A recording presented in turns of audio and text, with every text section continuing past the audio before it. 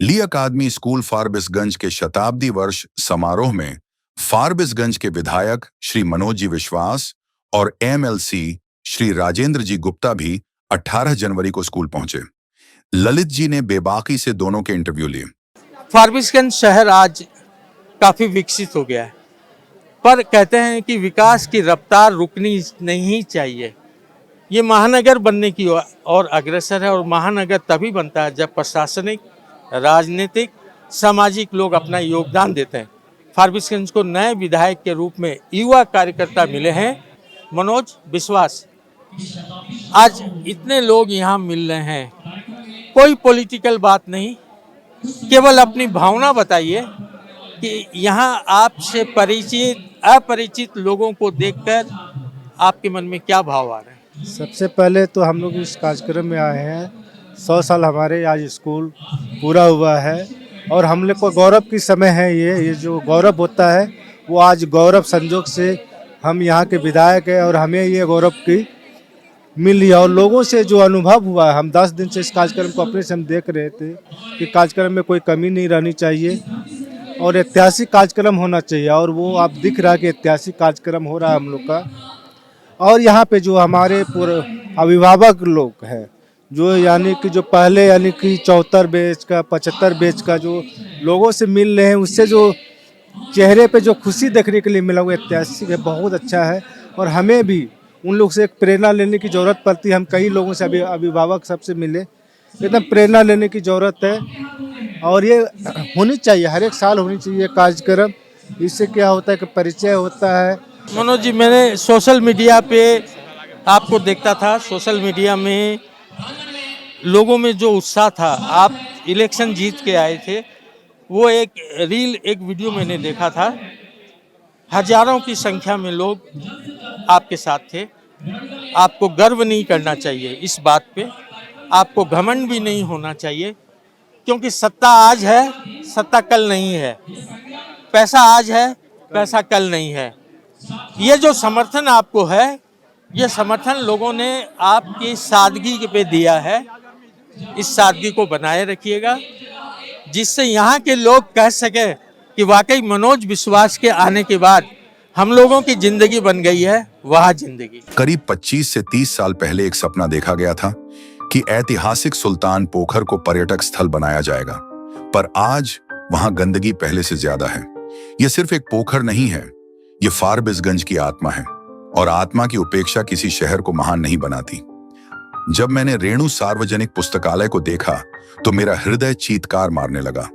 जर्जर खंडहर में तब्दील रेणु सार्वजनिक पुस्तकालय, जिसे पुनर्जीवित करना हम सबका कर्तव्य है।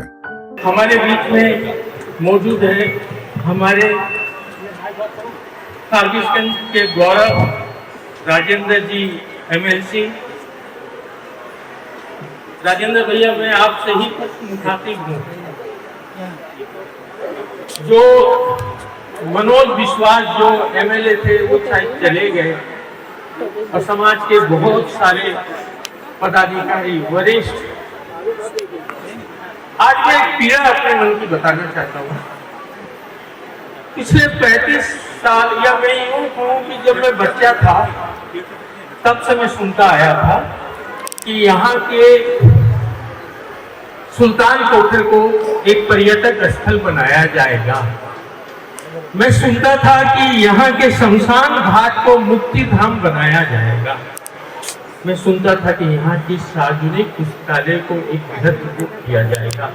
पर बचपन से 55, मैं 65 बोलूँगा, 65 साल का हो गया, ये दिन प्रतिदिन डिटोरिएट किया है। राजेंद्र भाई, आपसे मेरा आग्रह है, आप मेरे बड़े भाई हैं, मैं आपको बहुत इज्जत देता हूँ। प्रशासन, शासन, हर जगह आपकी पहुंच है। आप इस समाज को एक ऐसी दीन दें, खासकर सार्वजनिक पुस्तकालय के दृश्य। ये मैंने सब यहाँ से लोगों से वीडियोस मंगाए, उससे मैंने बनाया। मैं अवाक रह गया कि जिस सार्वजनिक पुस्तकालय में हम जाके धर्म क्या क्या हम पढ़ा करते थे, उस सार्वजनिक पुस्तकालय में ताला लगा हुआ है, वहां पे जाले हैं। मेरे को बहुत घबराहट हुई भाई साहब, और उस समय ही ये फिल्म मैंने ये जोड़ा। जिस देश को बर्बाद करना हो तो उस देश की ज्ञान प्रणाली को बर्बाद कर दो, वो देश अपने आप समाप्त हो जाएगा। भगवान ना करे मेरे शहर की पहचान कभी ऐसी बन जाए, जर्जर खंडहर में तब्दील रेणु सार्वजनिक पुस्तकालय। तो भैया ये ज्ञान वापस से जीवित करे। पता नहीं इस सार्वजनिक पुस्तकालय से क्या विवाद है या आपसी ट्रस्ट का मामला है, जो आया उसको एक दिन जाना। भैया मुझे भी जाना है, क्या मालूम कि मैं 10 मिनट बाद सोने की ललित सराउगी नहीं रहा, तो भैया कोई भी नहीं रहेगा।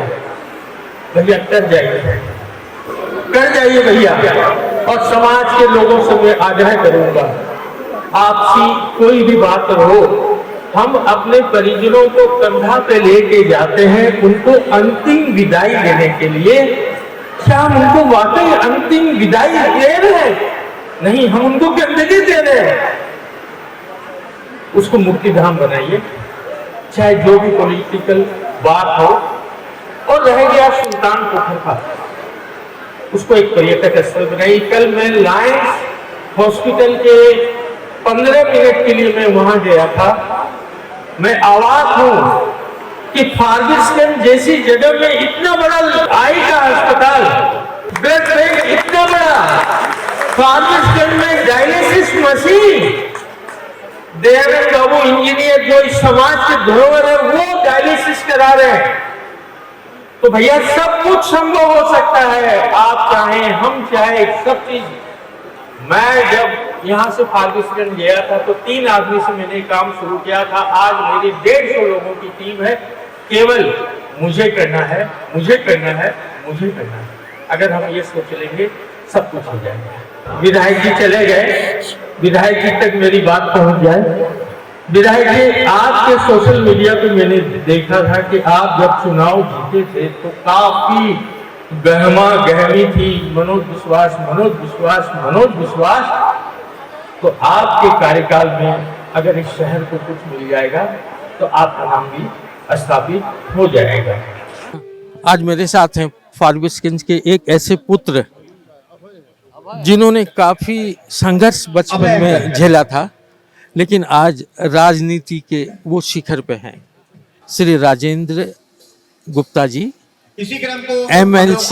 भैया आज मैंने फिल्म के द्वारा ये 3 मांग रखी, सार्वजनिक पुस्तकालय, सुल्तान पोखर और मुक्तिधाम।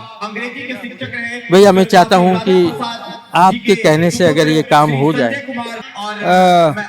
आज के कार्यक्रम में वाह जिंदगी के श्री ललित सरावगी जी ने बड़ा अच्छा एक कार्यक्रम प्रस्तुत किया AI के माध्यम से, बड़ा प्रभावी था। और उस कार्यक्रम में उन्होंने फारबिसगंज की 3 समस्याएं रखी है, मुक्तिधाम का, पुस्तकालय का और सुल्तान पोखर का। वास्तव में ये हम लोग का भी सपना था इसको कैसे ठीक किया जाए, लेकिन संजोग बस अभी तक नहीं हो पाया है। तो इतना हम जरूर आश्वस्त करेंगे कि इस काम को आगे बढ़ाने के लिए जो कुछ भी करना पड़ेगा इसको हम करवाने का कोशिश करते हैं। और हम मानते हैं कि आने वाले भविष्य में ये तीनों जो वाह जिंदगी का सपना है फारबिसगंज के संबंध में वो पूरा हो जाए और 2 साल के भीतर जो है यह बन जाएगा। मैं यही आशा, यही उम्मीद लेके आज कोलकाता लौटूंगा कि ये काम पूरा होने से वाकई भैया लाखों लोगों की जिंदगी बन जाएगी। वाह जिंदगी। MLC श्री राजेंद्र जी गुप्ता और MLA श्री मनोज जी विश्वास दोनों ने आश्वासन दिया कि मुक्तिधाम, रेणु सार्वजनिक पुस्तकालय और सुल्तान पोखर के कार्य अति शीघ्र पूरे कर दिए जाएंगे। अब शहर की जनता इसी प्रतीक्षा में है कि कब इन तीनों का लाभ उन्हें मिलेगा, जिनसे उनकी जिंदगी बन जाएगी वाह जिंदगी।